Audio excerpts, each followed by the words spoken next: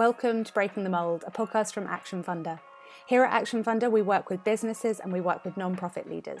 We enable the two to work together to create measurable change. In this podcast, we're going to introduce you to some of the change makers we know and we admire. They'll be coming to us from boardrooms and community centres across the country, and together we'll tackle questions about sustainability, about working in partnership, and about achieving real, tangible change.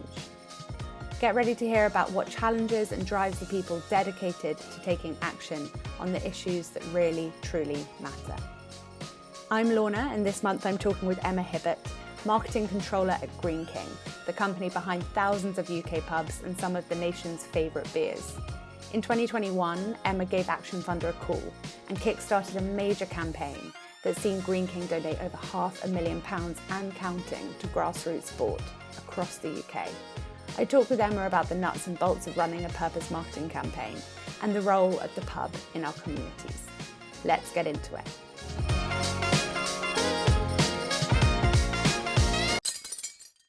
Hi there, Emma. Hi, Lorna. It's great to have you here on the Breaking the Mold podcast. It's an absolute pleasure to be here. I think we should get going by having a bit of an intro to you. So if you could tell us a bit about you and your current role, maybe a bit about how you got there, that would be brilliant. Yeah, of course. I've been at Greene King, the brewery, for 5 years. So I'm currently head of marketing for Greene King core beer brands. So that includes Greene King IPA and Abbott Ale. So two really brilliant brands to be working on. And but I've been in the beer industry for forever, really, and prior to coming to Greene King, I was at another brewery for 16 years, so really is at my heart. And I think it's one of those industries that once it gets you, it's got you.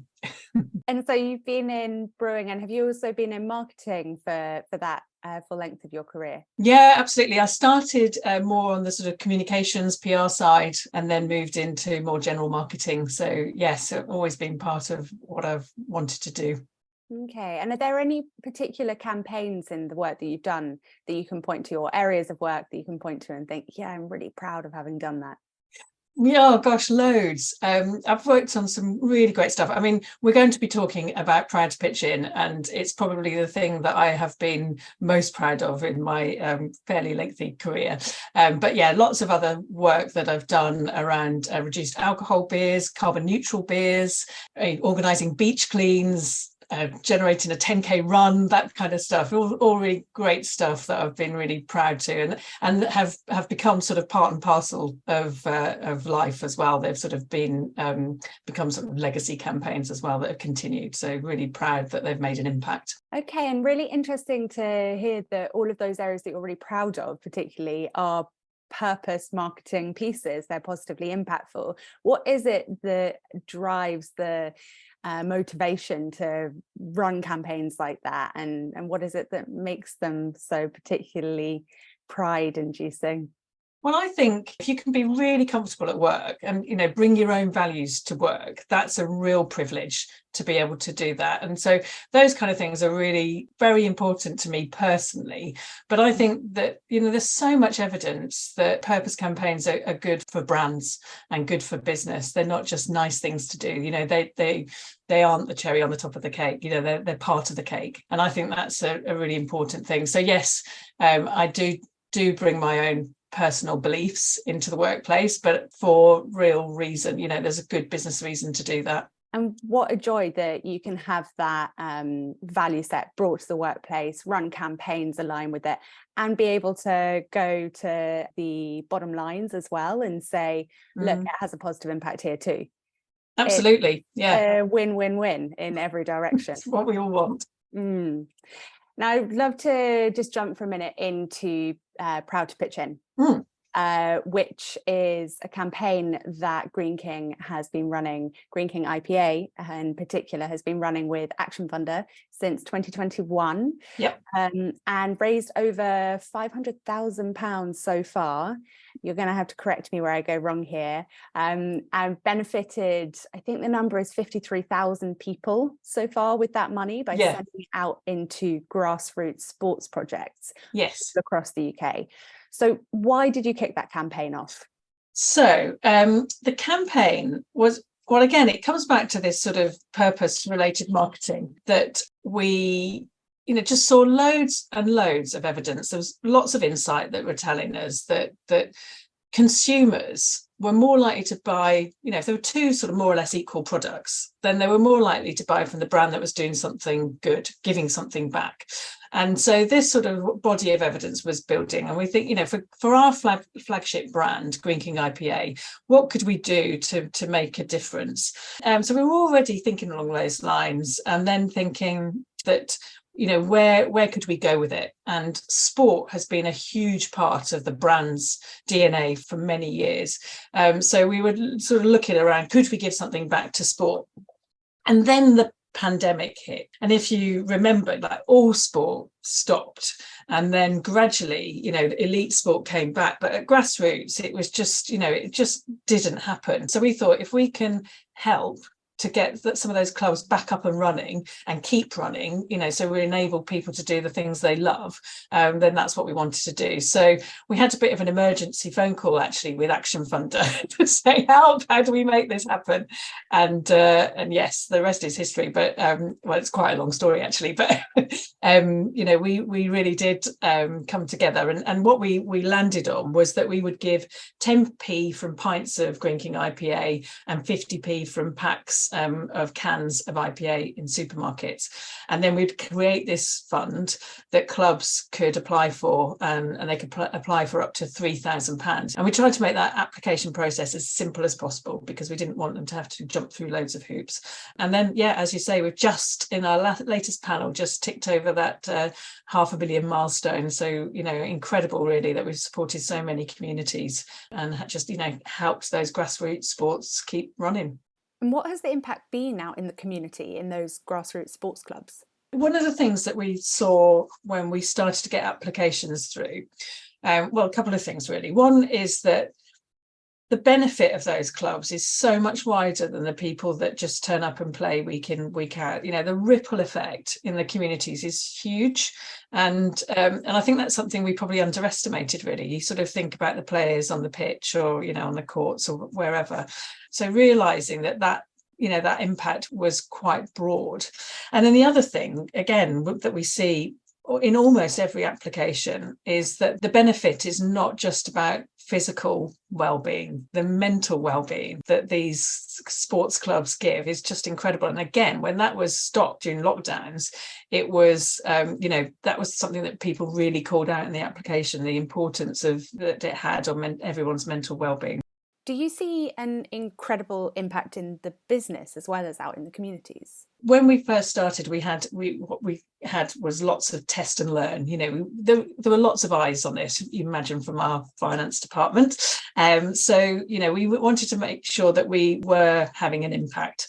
And so we had a test group of pubs, and the pubs that were activating Proud to Pitch In saw a 7% increase in sales of Greene King IPA. So, that was telling us that we were on to a good thing, that, this did make a difference. Because my belief is, if we can make it as easy as possible for consumers, for drinkers, like literally all they've got to do is buy a pint and they've helped community sport. It couldn't be easier. So, we started to see that impact. And then we've done some research on the return on investment of our media, because every year we have a media campaign to support Proud to Pitch In. And again, we see that the return on our investment is double of a brand of our size. So, it's really great to see that it is definitely having an impact on the bottom line as well as in communities. So you've seen tangible impact out in communities and you've seen significant shift in terms of sales. What have you learnt along the way? What have you found out in the process of running this purpose marketing campaign? The eye-opening things is just the variety has been huge, and from archery clubs to Zumba clubs, there's a story there, through to boxing and sports that cater for all communities as well, and to be able to support clubs for people with disabilities. It's just brilliant, really. And there's so many that have led panel members literally to be in tears, because the pull on the heartstrings, and the purpose, the reason those clubs exist is just incredible. It's some really strong applications that that just make us believe that the impact is so important. And I think also what we, right from the off, we saw that applications just started to flood in. So again, really seeing that there's a need out there to keep these clubs running.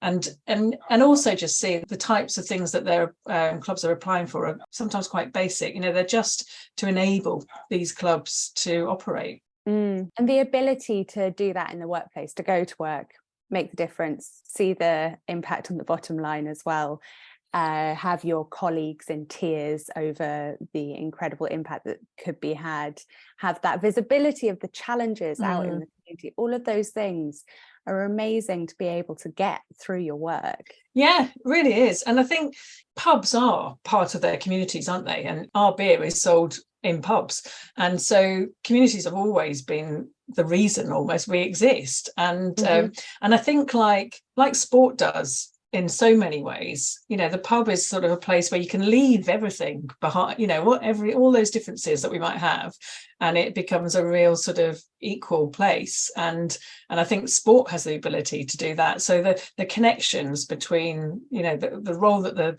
the pub plays within its community and the sport plays within its community, that's really strong. And I think, this was just bringing those together to make a really positive impact.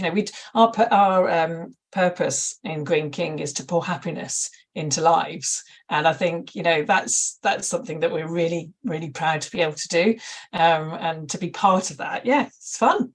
It's a lot of fun. Can you pour some more extra happiness into this conversation by naming a project or two from the campaign, the Proud to Pitch In campaign, that you particularly have been caught by or enjoy? Yeah, so in one of the first panels, there was an application from a Zumba class. And you would not believe the length of time we took to decide, is Zumba a sport? Is it not a sport? Then, when we look at the application, it was a dementia-friendly group. And that was the only reason they sort of got out every week, was to be part of this Zumba class. And they sent us a little video of them doing the Zumba. And it was one of those where once you watch that, there was just no way we were not going to give them some money. Become a bit of a sort of poster child, really, for what we stand for, the Zumba group, so the Zumba ladies. So that was a great one. And then one that I remember, I think the whole panel was in tears, is a football group which was for the dads who had lost a child. So, all these bereaved dads that were coming together to play football. And that was the reason they got together, to really give each other support. And gosh, reading the application, there was not a dry eye in the house. And again, we gave them the full funding that they needed. And in some cases, there were the groups like that, we just like, we just want to give them more, we want to try and help them some more. Oh, the stories that come up, the enthusiasm, the tingles that I got up and down my spine.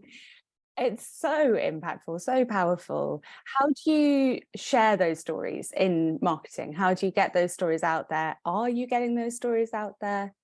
Yeah, we are, definitely, because I think, to share those stories, it has such a positive impact, both internally and externally. So yes, we use all of our internal mechanisms to try and share those stories. We've worked with a couple of ambassadors for Proud to Pitch In. So we've had James Haskell and Robbie Savage, and then the Professional Cricketers Association. So we've signed up exports people to really add a bit of stardust to the campaign. And what we've done is taken them out to meet some of these groups, and then we've created videos that we share on social media. So that's been a really, really powerful way of getting that message out there. And then what we've started to do is on our packaging, so on our 4-pack cans, we have started to use some of the players from the clubs to feature in that packaging. So we've worked with Tesco to have shippers, which are those sort of cardboard units that you stack your cans on. And on the side of those, we featured some players from Coventry Corsairs, which was a rugby club that we took James Haskell to. So again, to see, Sam from Coventry Corsairs on the side of these units up and down Tesco's, it was, really great. And it was fab for the club, to be able to see themselves on the side of these packs. So so that's what we want to do more and more. And it's a really powerful way of sharing stories again for the brand. Think about a marketing campaign. If we're touching the lives of the people in those clubs, hopefully they will share on their own social media channels as well, so we sort of get that sort of broader user generated content, which I think is really authentic. Meaningful, authentic, impactful, they're all things that purpose marketing campaigns are aiming for, but not all of them achieve them. It's so exciting to be involved in a purpose marketing campaign that truly does hit all of those buttons. Are there any other purpose marketing campaigns that you can particularly name as inspiring you in Proud to Pitch In, or generally in work? I think some of the stuff that Unilever generally, but with Dove in particular, around their body positivity, that's been a really powerful campaign that's run for years. And I think, to me, there's other campaigns that again have run for years. That you think about Timpson's and what they've done with ex-offenders and innocent drinks, the stuff that they did around Age Camp for Age UK. For me, I think if a brand, if it works well for the brand, they'll really see the benefit of that partnership, and that's what makes something really authentic. Authentic is what we're after, but it's not always what marketing teams deliver, is it? So let's talk about greenwashing for a minute. How do you avoid greenwashing or purpose washing in a marketing campaign that's showcasing positive impact? I think to avoid that, it has to have real meaning, and it has to be really well thought through. It can't just be something that is, signing a check and hoping that it will make something go away, or turn the attention away from something that you don't want to focus on. And I think it has to make a real difference. And like I said, if it can stand the test of time, then I think that's when you get something that really works, that really does make that difference. But it also has to have a business reason to it, and I think again that's when you get it right, when you can demonstrate that it's doing good for your brands, doing good for the business, doing good for your customers as well. Customers feel good if they've given, they've done something good just by buying into a brand. There are so many stats on this, but one that sticks in my head, which is from a recent survey, 62% of consumers want to buy from brands that are doing good. Wow. Well, there you go. That's have a real impact on your bottom lines if you're running purpose marketing campaigns. Yeah. And with that in mind, and the idea that actually demand for purpose is only growing as far as we can see, do you think it's the future of marketing? I think it has its place. I don't think all campaigns will be purpose-led, because I think there are different jobs that different parts of the marketing toolkit need to do. But I do think, particularly with companies, organisations that have multiple brands sitting on them, I think the flagship brand within them really should be looking to do something to give something back. And I think if you talk about employer brand as well, more and more people want to work for companies that are doing something, giving something back. So I think it has much wider business impact, as well as obviously appealing to customers. But I don't believe that all campaigns will be purpose led. I think there will be a mixture, but I think more brands will do purpose-led campaigns. And you mentioned a couple of different stakeholders that the purpose campaigns that you run and any other campaigns actually will reach. You have so many stakeholders. You've got your stockists, you've got your customers, you've got your breweries, and you've got your employees. How do you deliver campaigns that reach and engage all of those stakeholders? Well, I think when you're building a brand plan, you have to have that end, the stakeholders in mind. So what appeals to consumers, what works for you as a business, what works for your customers as well. Because again, from a Greene King IPA point of view, consumers are the drinkers, but quite often our customers are supermarkets or pub groups. That's who we have to appeal to in order to stock our beer in the first place. So it has to work for them. So it has to make a difference. And definitely Proud to Pitch In is changing the conversation that we're having with customers. I think about some of the supermarket customers who absolutely love what we're doing with, and it's different as well to what we've done before with simple, sort of pure media campaigns. And it can actually tie into their social purpose as well. So it can help support what they're doing. And again, with pub groups and independent pub owners, again, it sort of makes a difference to them because they can support brands that are helping their direct communities as well. So I think, you have to have all those stakeholders in mind when developing those campaigns, and keep them up to date and communicate what we're doing. It's a really important part that we do, is to make sure that they're engaged with the campaign, not just once a year. So those stories that we talked about, some of the clubs that we go and visit, some of the impact that we have, we make sure that we share those videos or some of the statements that we get back.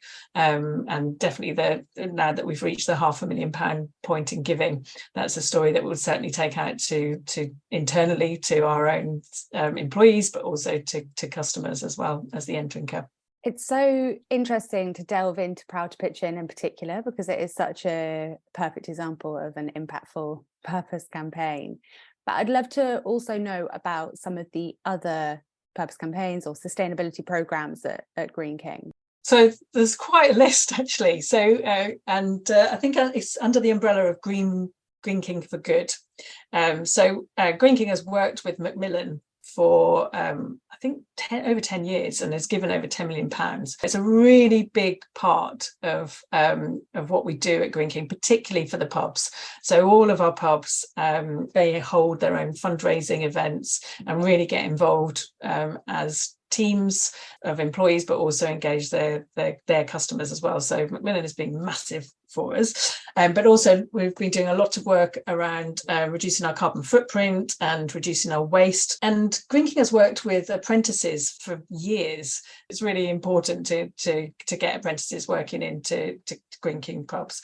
What else is there? There's a lot of work around loneliness. There's a campaign called No One Alone, again, where we that came out of the pandemic, and recognizing that within communities people can be lonely, and that the pub can play a really important part to encourage people to come in and just have a conversation. So there's lots of pubs that run sessions where to just come in and have a drink, a coffee, and just meet people along the way. And then we've been doing some work with ex-offenders as well. So there's a really sort of big, broader raft of campaigns that are running, particularly within the pubs. And we have employee-led groups as well that run on different aspects of diversity. For me personally, as you can probably gather, it's important to work for a business that has that kind of those values at its heart. The Greene King culture has changed over the last few years, even since I've been there, led by our chief exec Nick McKenzie. And I think it's all for the good and just absolutely making a difference. And we can make such a difference. We employ 40,000 people, so that's a huge amount of people that we can make a difference for. We've got 1,600 pubs, of our own pubs. So again, you think about those communities where we can make an impact. We have 5,000 suppliers, so if we can encourage them to work with us and make a positive impact, it's a big opportunity, really, and such a broad range of issues, I think, that we're working on, that there is a really good force for good. What's marketing's role in embedding and sharing and embedding those changing values and shifting culture?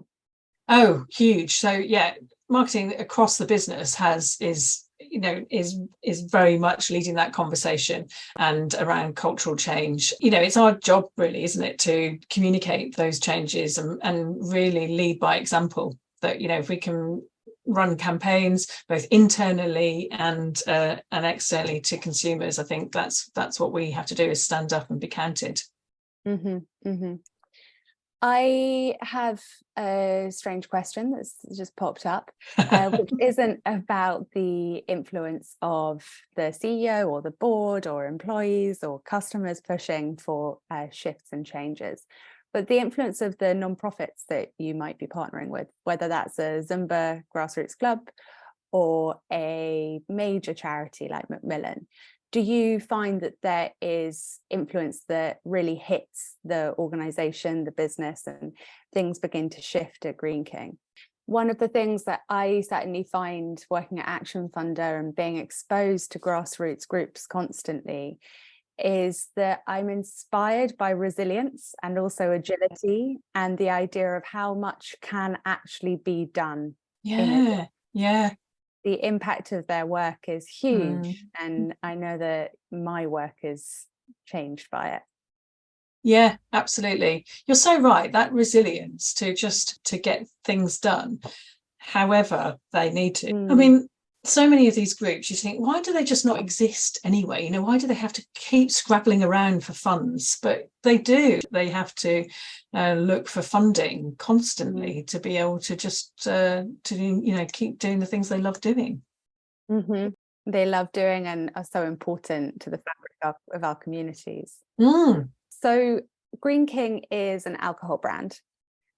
Based on alcohol in any case, and I'm interested to know how you position yourselves within campaigns that target things like food waste and healthy eating and social mobility, considering the fact that alcohol isn't always considered the most healthy choice for society and for individuals as well. Yeah, sure. So particularly, well, if you just think about Greene King IPA and Proud to Pitch In, so one of the first things that we do, there's a group called the Portman Group, which issue guidelines in how you market responsibly. One of the absolute criteria is that we never go against is that all of the clubs that we support, grassroots sports clubs, have to be over 18, because the fund has come from the sale of alcohol, and then those guidelines are really what we base all our marketing on.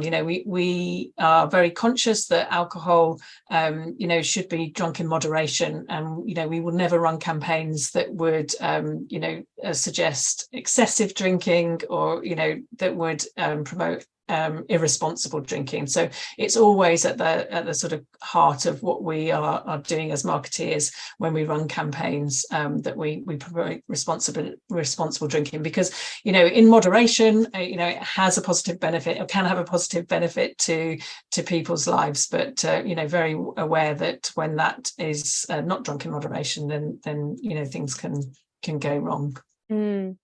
It can have a positive influence on people's lives in terms of bringing people together, certainly, and that's something that we see in pubs up and down the country. Absolutely, yeah. And I think from a beer producing point of view, we'll have no and low options, and I think that's again another category within our industry that is growing. And the pub is so much more than just about alcohol. Lots of our pubs serve food, serve soft drinks. People go there to watch sport on TV. So it is a big part of the community. Yes, I am responsible for marketing an alcohol brand, and I'm very proud to do so. But we will always do that in a responsible way. Now, Emma, I could keep chatting for a long time. I'd love to ask you some very particularly nerdy questions about marketing, but I'm not sure anyone else wants to hear them. So instead, I'm going to wrap up with some quick fire questions. Don't worry, they're not going to be too pressing. It's just 5 questions, and we'll hopefully have a giggle as I ask them.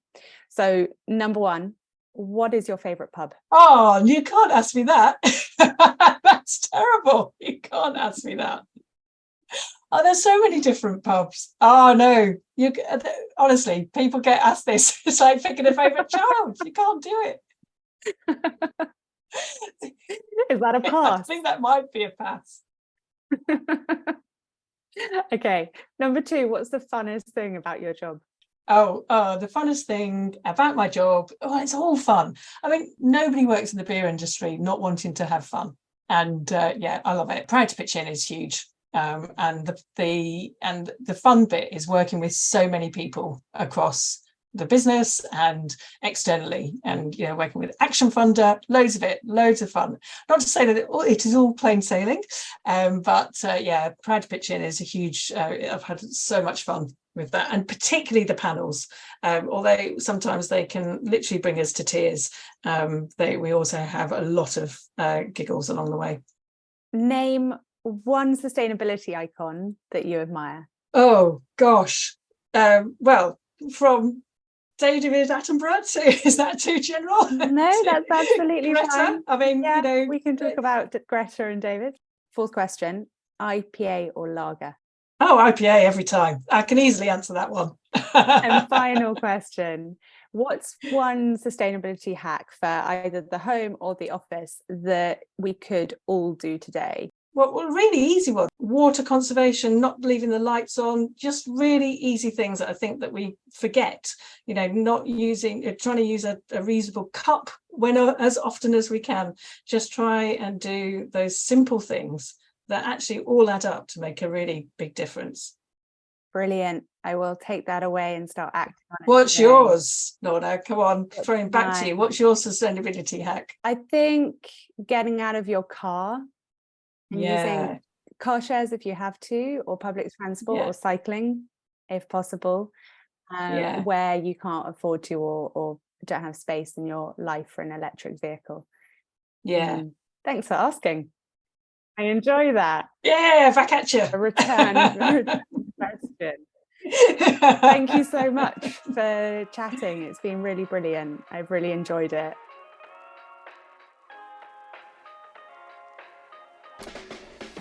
Thanks for joining us for this episode. I hope you enjoyed the listen. Let us know by rating and reviewing on the platform that you tune in from. Follow the podcast to be notified when the next pod drops. That will be Mary Child, who's the Sustainability Manager at Nespresso. My chat with Mary is going to cover what it's like for a corporate like Nespresso to become a B Corp, and she'll talk about why connecting with local communities is key to Nespresso's ESG agenda. In the meantime, head to the Action Funder website for more content on how leaders from the private and charity sectors are creating change today. That's at www.actionfunder.org.